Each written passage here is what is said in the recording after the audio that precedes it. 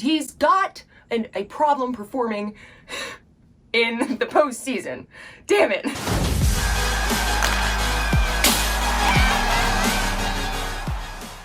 What's up, guys? Welcome back to the Glove Drop. It's the Western Division prediction video. Let's see if I can get this bad boy up before the game starts in an hour and 35 minutes.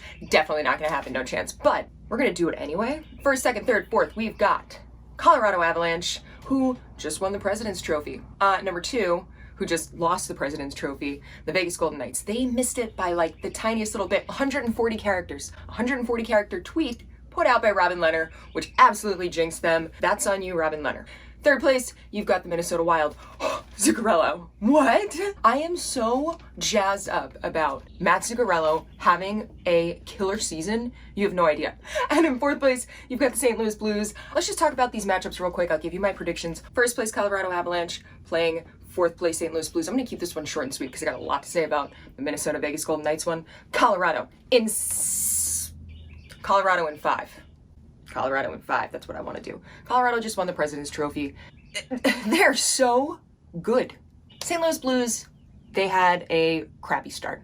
They're on an upswing. Yeah, they won Stanley Cup on the upswing too, but this time around, it's just not the same feel.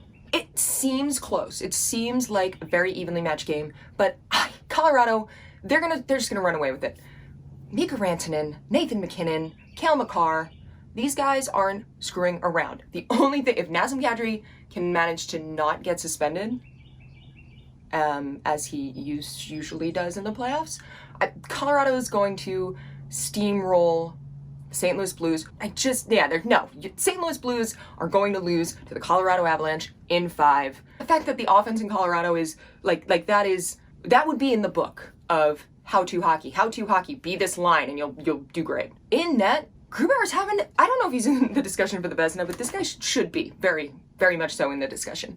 He is putting on a performance like none other. The guy is shutting him out left and right, and he's so focused. This guy looks like he's terrifying to have any kind of a conversation with because there's zero emotion. However, in net, that lack of emotion is something that Jordan Binnington doesn't have, and yeah, Binnington's a good goalie, but he can get in his own head. He's young. He gets caught up in his feelings. It can slip up. If I had to pick a goalie, I would go with Grubauer.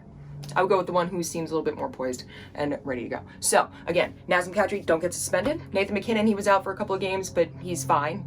The 7th and the 8th, yeah, he's fine. They just left him out because it's the playoffs. Congratulations to the Colorado Avalanche on that President's Trophy. And I'm excited. I'm really stoked to watch Colorado just manhandle St. Louis Blues, Minnesota Wild, and the Vegas Golden Knights. Here we go with everybody talking about Vegas being incredible and how it's just going to be a wash. I'm wearing this shirt for a reason. Do you recall? This happened. Lots of playoff experience, but that's how it ended.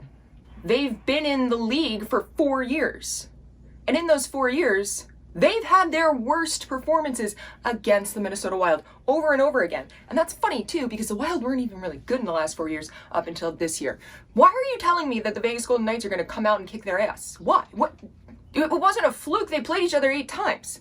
5-1-2. Yeah, I'm saying the Minnesota Wild in 7 games. The Vegas Golden Knights, right off the bat, yes, Mark Stone is having the best season of his career on offense. He's killing it. You've got in net 2 pretty damn good goalies. One of them, Marc-Andre Fleury, who's also having the best season ever and is in the discussion for the Vezina. But you know what? So do the Minnesota Wild. The Minnesota Wild have 2 pretty damn good goalies. Cam Talbot is having a great season, and their backup goalie, Kaapo Kähkönen, who, you know what?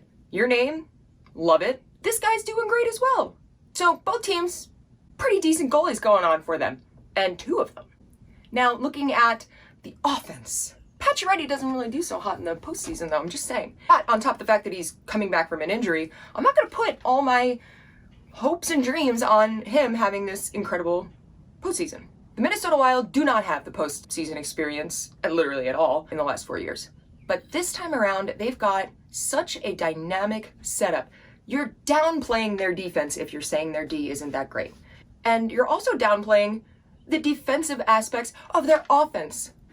Eriksson Ek, Foligno, and Greenway. That line has allowed 1.34 goals in the 60 minutes. That's their average. Pretty nice for your offense line. And their defensive defensemen, Dumba, Sturgeon, Brodin, what a name, and Ryan Suter, That's a little bit of depth you got going on down on that blue line. It's gonna be close, but I am still going Minnesota in 7. Minnesota has their highest points percentage against the Vegas Golden Knights historically in 16 games played. The highest percentage, 781 point percentage. That's their best. Meanwhile, Vegas has their worst points percentage historically against the Minnesota Wild, 0.341. So that's, it is going to be very, very close. It's going to be a hell of a series to watch. I definitely see it going all the way through to 7, but I'm pulling on Minnesota. Mini.